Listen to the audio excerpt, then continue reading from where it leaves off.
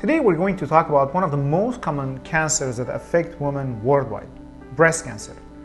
Breast cancer is a daunting subject and it's sometimes very emotionally stressful for women to think about.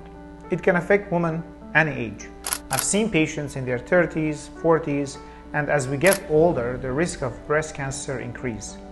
Breast cancer doesn't only affect women, but also it can affect men. Of course, the prevalence in women is much higher when compared to men.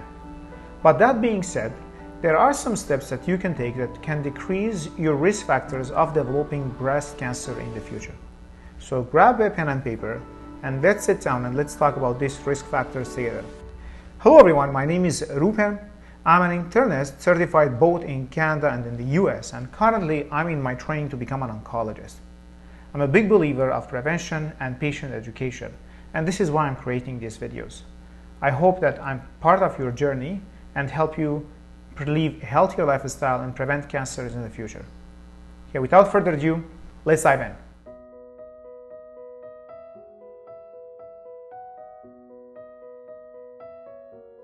Breastfeeding is an important factor that helps to decrease the risk of breast cancer.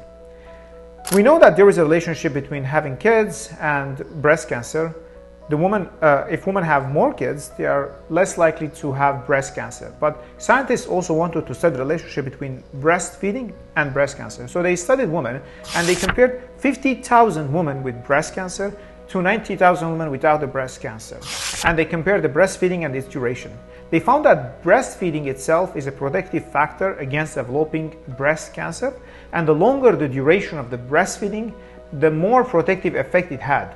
Also, they found that women with breast cancer had fewer children when compared to women without the breast cancer. For every 1 year of breastfeeding, the risk of breast cancer decreased by around 4.7%. And for every child a woman had, the risk of breast cancer decreased by around 7%. And this was also obvious not only in developed countries but also in developing countries. And it was seen in women from all ethnic backgrounds. It was seen in white and black and Asian women.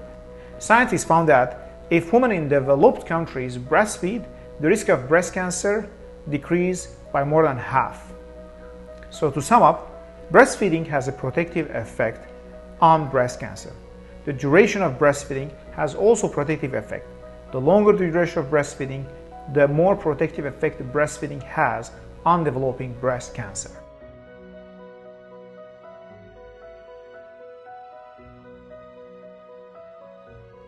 This is my favorite, exercise. Exercise itself helps to decrease the risk of breast cancer. We don't have experimental studies, we do have some observational data. Scientists looked at women who exercise and women who don't exercise and found that women who exercised more were less likely to develop breast cancer.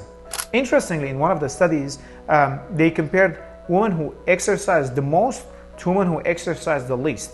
And they found that exercise prevents against breast cancer, and this effect is not related to weight.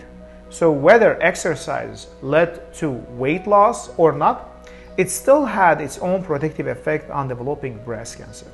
And the explanation is exercise can help to reduce levels of some hormones like estrogen and insulin-like growth factor 1.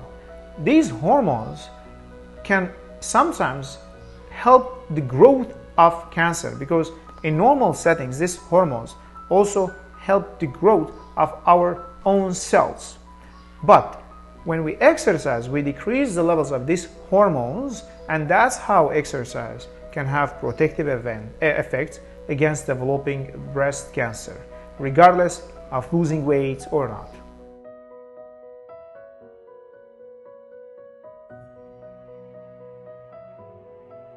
The third important factor is losing weight.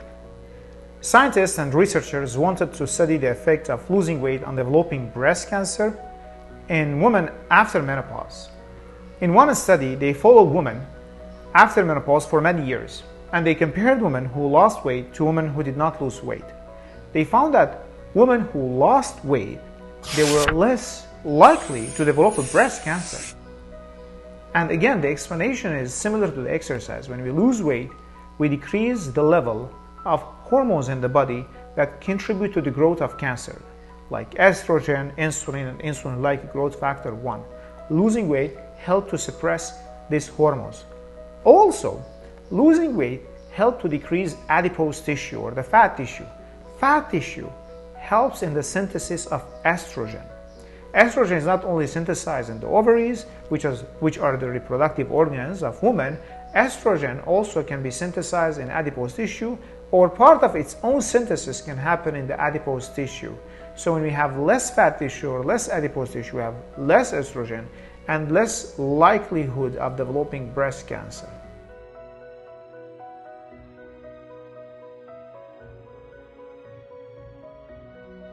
Another option of reducing the risk of breast cancer is surgical mastectomy, which is removing the breast tissue with surgery, or using medications like aromatase inhibitor, anastrozole or letrozole, or tamoxifen.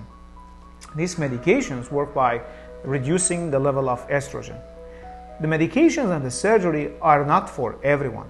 They are only used for people who have certain high risk factors, like being from certain ethnic background and also having mutations in the BRCA1 and the BRCA genes.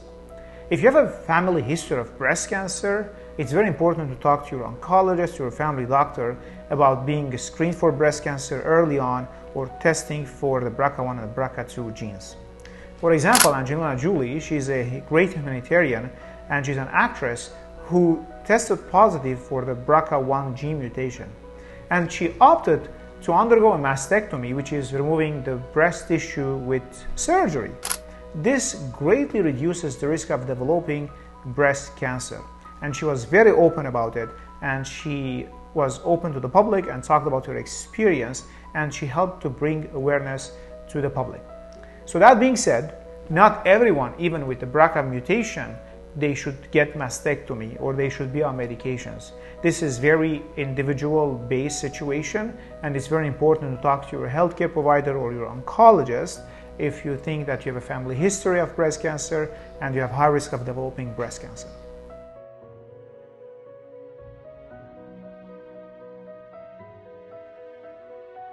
To summarize this video, we talked about important factors to help you reduce the risk of breast cancer.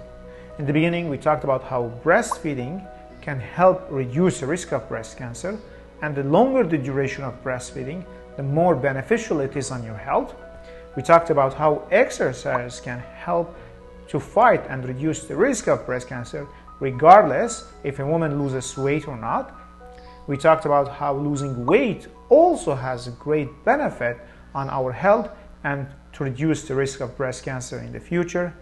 And finally, if you're a woman who had a family history of breast cancer, it's very important to talk to your healthcare provider to get tested for the BRCA1 and the BRCA2 gene mutations if you are qualified for the test, because we do have some interventions like medications or surgery help to decrease the risk of breast cancer.